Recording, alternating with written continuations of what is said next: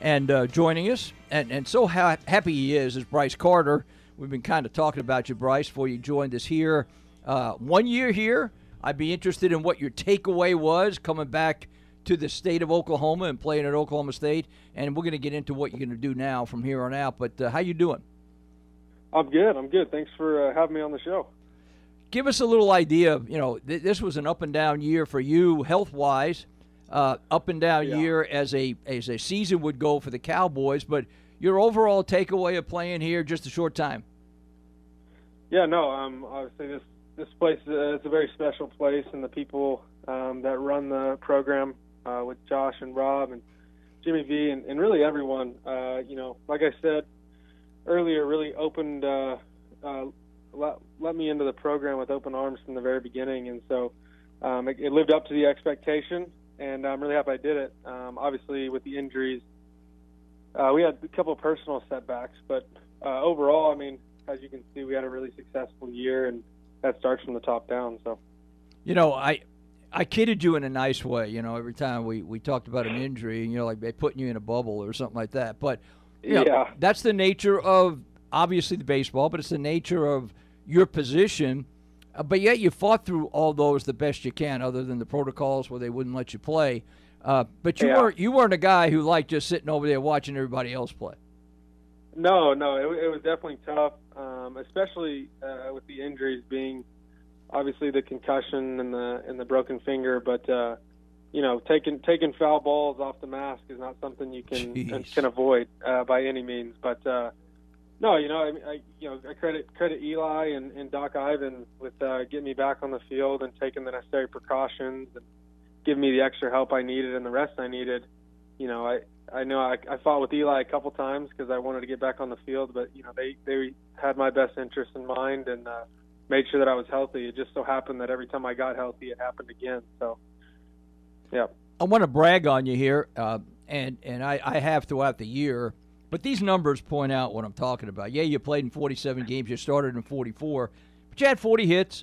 But you were very productive in the fact that you had 30 RBIs in those 40 hits. You were on base 28 times via the walk. You had a good eye.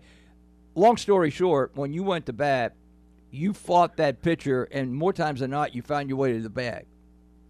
Yeah. No, I was doing it for quite a while, 5 years in college. But no, I mean, I think it's just, again, a testament to the mindset that we had going in. Our lineup was filled with a bunch of home run hitters and big RBI guys. And so, my job wasn't to get up there and hit 20 home runs like Trevor and Tank and Funky. But, when my number was called and it was my time, I did the best of my ability. And there are plenty of at-bats, looking back, that I wish I had back, and a couple of pitches that I fouled off that I wish I didn't. But, yeah, for the most part, I felt like I was pretty productive in the order, and that's what my role was on the team, is to, one, knock in guys with 2 outs, whatever, but also to get on base so the guys behind me can drive me in. Being a catcher, obviously, you would know the strike zone, so very rarely did you chase that strike zone. Now, I'll brag on you again. You knew exactly where it was going to be, or you weren't going to give in. Yeah, no, exactly. I mean, I didn't chase much, but definitely swung through some balls that I didn't want to. But that's baseball, and that's why a lot of people say hitting the baseball is the hardest thing to do in sports. So, I'm very, very happy with the year. Just obviously the injuries and stuff. Kind of, I guess, put a damper on that. But no, I mean, overall, I'd say it was a good year for me. My best college year by far. Looking at the season in general, certainly there were a lot of highs, and just like any 60-game schedule, you're going to have some highs and lows. But even going back to the last weekend in Lubbock now, I mean, that was about as intense a weekend of baseball that I can remember seeing in a long time. Yeah, no, definitely. After we actually got swept by them earlier in the year, and we went to Oregon State, I'll never forget this. We were sitting in the meeting room right before on Friday, and Rob, Josh, we had gone over the hitters meeting and the pitchers meeting, and Josh goes, Rob, do you have anything to add? Rob pretty much laid out the rest of our season and goes, look, we're coming up here and we're sweeping this series. We're going to come back. I believe we played OU after that. Yeah, I think so.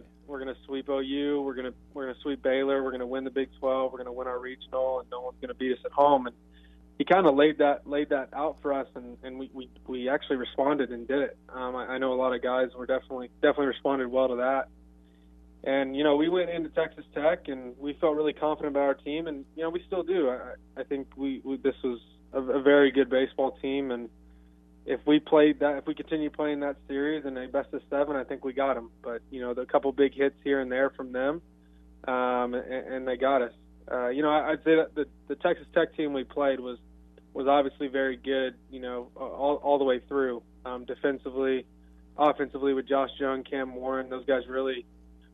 You look at Josh Jung's numbers on us throughout the year. I think he was hitting like 600 with 6 home runs or something, like some crazy stat against us. And then obviously their pitchers with the velo and the off speed and everything, it made it difficult for us. But I like everyone that was watching the game, I thought it was an unbelievable series, and we would have liked to have been on the other side of it, but that's just kind of how baseball goes, and we're hoping that Tech wins it all, one for the Big 12, but also just because you always want the team that beats you to win it all. So, to your credit, you and your teammates, and they still have a very celebrated bullpen. I don't know if you knew Gardner or not, but Gardner's a good friend of mine, and Matt's the pitching coach, and they build it from the back end up, and they go into the middle innings. But you guys have as much success, I think, against their bullpen is what I'm trying to spit out here, as any other team around the country, and you made them work for every out. Yeah, no, you're talking about Texas Tech. Yes, bullpen, right. right? Yeah. Yeah. No, I mean it's not every day in college that you. I mean, I think they got 3 or 4 guys, 4 to 5 guys out of their pen that are 95 plus. They got a side armor that's 90 to 92 with a really good slider. They got a lefty who is very deceptive, and so I think we just had a good plan going in. Scoring 6 to 8 runs off of them in a game is something very difficult to do, and it's something our offense did, especially this weekend. So. No, I think we just had a good plan going in, and I think it came down to it wasn't really a game of mistakes. It was just the game. Every game was decided by big hits and who was going to come in clutch. And obviously, we won on Saturday with the wild pitch, which was kind of an anomaly. But we're up 2 runs going into the bottom of the 8th, and we got our guy on the mound, and they just came in and produced the big hit when they needed to. So. But yeah, definitely. Back to your point about the bullpen. I mean, their bullpen was good. We knew that going in. Their starting pitching is phenomenal. If you look at the 3 guys that they have starting, all of them are 90, 92 to 95 with good secondary stuff. I mean, the craziest thing is if you look back on the Friday night game, is you got a guy on the mound that's throwing 92 to 94, and I think of the 86 pitches he threw, something like 50 of them were sliders. Wow. So when a guy's throwing that many sliders and he has 93 miles an hour to back it up, it makes it obviously difficult as a hitter. And he got us a little bit, but we got him too. And again, I think all those games were very well played, and it's just one hit here or there that gave them the edge. You all played a lot of innings, a lot of games on this level. By the time you get to Division I level, and you especially since you were at a different school. Kind of take us, we say it's baseball, but maybe for the first hour or 2 after the final is in, what was the overall feeling emotionally after that last game in Lubbock? For me, I think it was obviously a little more emotional for me because that was, and I assume we're going to talk about this in a little bit, but that was the last time that I'll ever play a competitive baseball game again. So it was obviously tough. I mean, when you have such a good group of guys like we had and such a close team, you want to make it to Omaha, and I think Josh said it best is when we end up winning the regional, he said it's not even about us getting to play the next weekend. It's that we get to spend another weekend as a group and compete as a group, and I think that really held true with our group, and I think it's why we had such success this year. Obviously the hour or so following that was tough for everyone when you're that close to Omaha. It's a little different if the regular season, if you end and you don't make the postseason, or if you lose in a regional. Like we were 2 runs up with 6 outs to go. We could smell the finish line, and we couldn't get there this year. But I mean, obviously, that's the great thing about sports, though, too, is that there's victory and there's defeat, and it's how you respond to that defeat is how you're judged. And I think the program's in good hands, and there's a great class coming in that we kind of set a building block for the future generations to come of Cowboy baseball. Well, tell us what you're going to be doing now. I know a lot of our fans, you were a favorite when you were here. They were probably wondering, well, he wasn't drafted, or you were drafted out of high school. But maybe the architecture business drafted you, huh? And you landed in a good spot.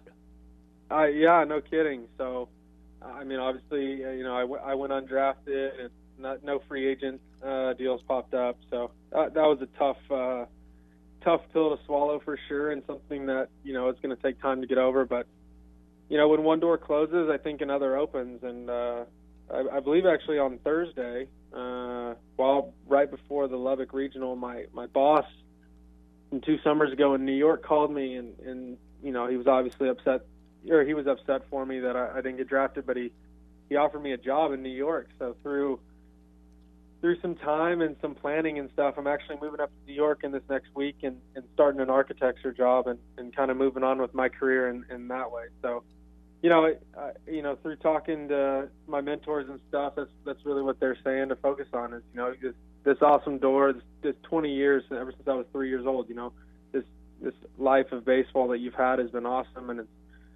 introduced you to amazing people and let you travel to places you would never be and put you in situations you would never be. So, I just excited for what's ahead, and it'll take time to get over not showing up to the field every day, but I am excited for this new opportunity.